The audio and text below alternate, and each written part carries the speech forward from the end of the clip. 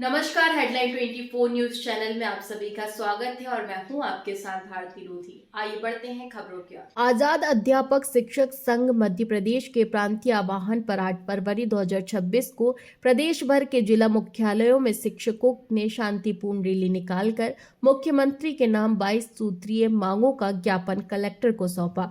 खंडवा जिला मुख्यालय पर आयोजित कार्यक्रम में सैकड़ों शिक्षक शिक्षिकाएं उपस्थित रहीं।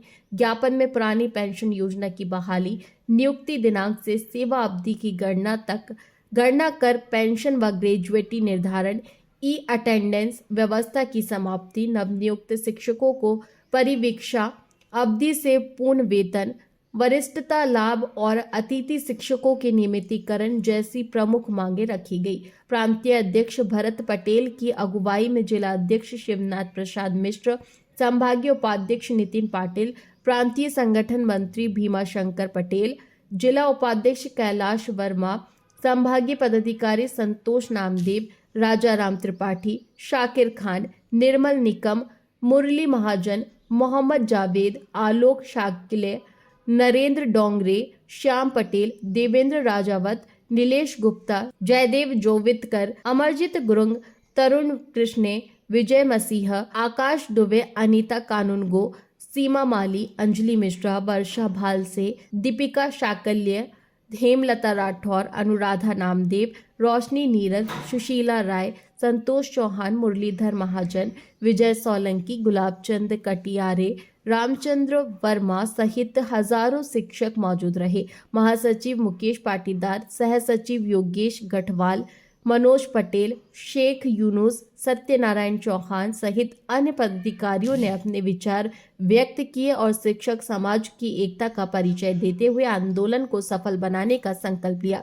कार्यक्रम का संचालन सत्यनारायण चौहान ने किया और आभार तरुण कृष्णे ने व्यक्त किया। हम सब आज आजाद अध्यापक शिक्षक संघ के बैनर तले हमारे मध्य प्रदेश में समस्त जिलों में आज एक साथ प्रांताध्यक्ष भरत पटेल जी की अगुवाई में यह रैली और ज्ञापन का कार्यक्रम रखा गया है पूरे मध्य प्रदेश में, जिसके तत्वाधान में हम खंडवा जिले में भी यह रैली निकालेंगे आजाद अध्यापक शिक्षक संघ के बैनर तले। इसका जो मुख्य उद्देश्य है साथियों, मैं बताना चाहता हूँ कि हमारा शिक्षक संवर्ग जब शिक्षाकर्मी से नियुक्त हुआ तब से अभी तक पीड़ित और शोषित है। हर कुछ जो भी मिलता है संघर्ष से मिलता है। अभी सबसे बड़ी जो हमारी विडंबना है पुरानी पेंशन की। हमारे शिक्षक साथी जो हैं वो विद्यार्थियों के जीवन में ये सिखाते हैं कि अंधकार से प्रकाश की ओर ले जाएंगे, लेकिन ये जो आज के समय में पेंशन मिल रही है उससे ऐसा लगता है कि हमारा जो बुढ़ापा है, शिक्षकों का बुढ़ापा है, वो अंधकार की ओर अग्रसर है। किसी को 50,000 60,000 वेतन मिल रहा है और जब वो रिटायर होता है तो उसको 2,000 से लेकर 5,000 के बीच की मासिक पेंशन मिलती है, जो कि अत्यंत दुखदायी है। उससे उसके इलाज का भी खर्च नहीं निकल पाता। इसलिए एक मुद्दा हमारा है पुरानी पेंशन बहाली का, और दूसरा जो है कि हमारे अध्यापक संवर्ग को पहले संविदा शिक्षाकर्मी बनाया, फिर संविदा शिक्षक बनाया, फिर अध्यापक बनाया, और 2018 से एक नया कैडर आया शैक्षणिक संवर्ग का।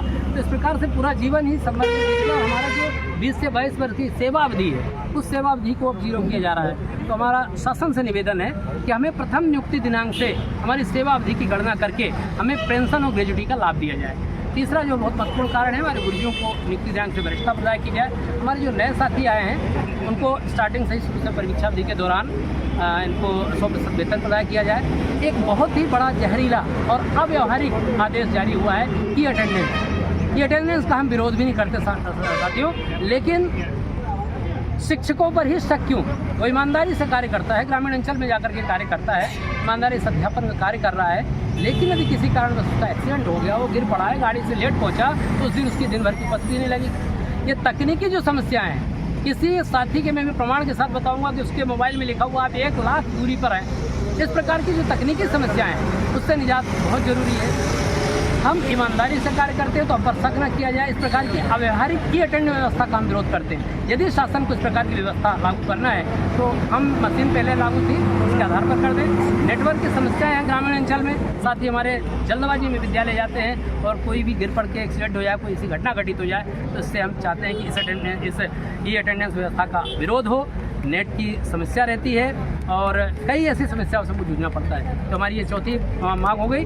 इसी के साथ हमारी जो शिक्षक साथी हैं मैं शासन से गुहार करता हूँ, उनको भी अल्प वेतन मिल रहा है तो उनको नियमितीकरण उनका किया जाए। इस प्रकार से हमारी 22 सूत्री मांगे हैं। उन 22 सूत्री मांगों के लिए हम माननीय मुख्यमंत्री महोदय के नाम हमारे जिलाधीश महोदय को आज कलेक्टर ज्ञापन सौंपेंगे। आपको मैं शिवनाथ प्रसाद मिश्र, जिला अध्यक्ष आज़ाद अध्यापक शिक्षक संघ, जिला खंडवा।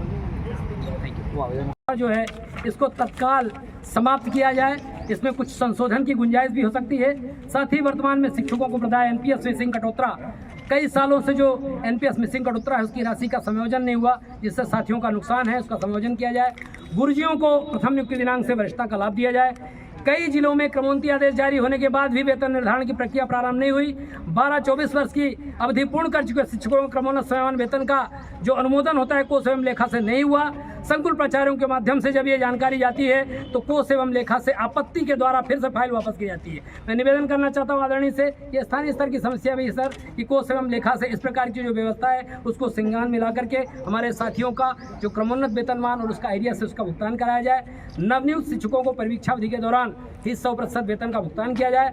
अध्यापक शिक्षक समर को केंद्रीय कर्मचारियों की भांति 1 जनवरी 2026 से 8वें वेतन का लाभ दिया जाए। अध्यापक शिक्षक समर की माह सितंबर की रुकी हड़ताल अवधि का वेतन किया जाए। विगत वर्षों में दिवंगत अध्यापक शिक्षक समर के आश्रित परिवार, आदरणीय एक बहुत ही दुखद मुद्दा है कि जो अध्यापक थे बेचारे नहीं बने शिक्षक, उनके परिवार का मुखिया चला गया सर, तो उसका परिवार धरातल में आ गया, उनको 1 रुपए की राशि प्राप्त नहीं हो रही सर। मैं निवेदन करना चाहूँगा ऐसे दिवंगत अध्यापक शिक्षक समर के आश्रित परिवार को अविलंब अनुकंपा नियुक्ति का लाभ दिया जाए।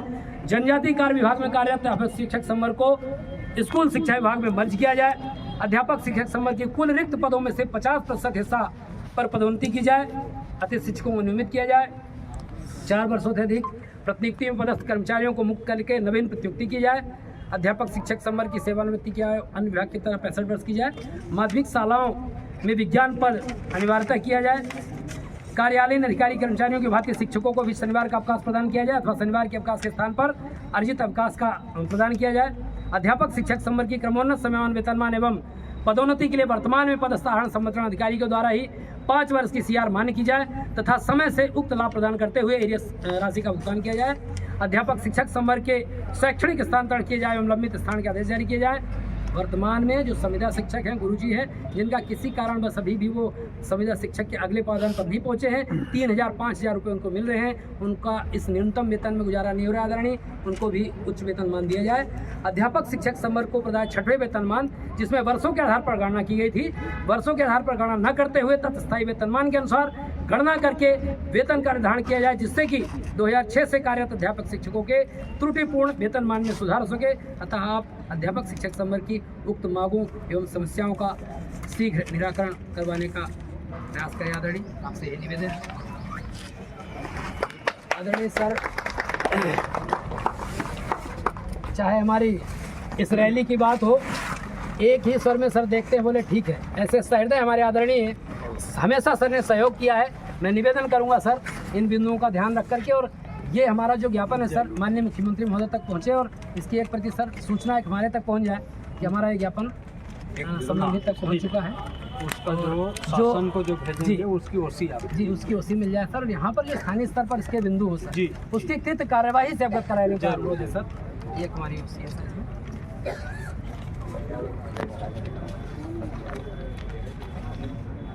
रविवार को सर हम करते हैं छात्रों को नुकसान, हाँ, नहीं सदैव का ये हमारा सिद्धांत है कि विद्यार्थियों का नुकसान हम नहीं चाहते। हमारी मांगे तो हम अपने मुखिया से निवेदन करके लेंगे, लड़ेंगे, झड़ेंगे अपने परिवार से और मुखिया से। फिलहाल के लिए इस खास खबर में इतना ही। देश विदेश की तमाम बड़ी खबरों को जानने के लिए देखते रहे हेडलाइन 24 न्यूज चैनल। नमस्कार।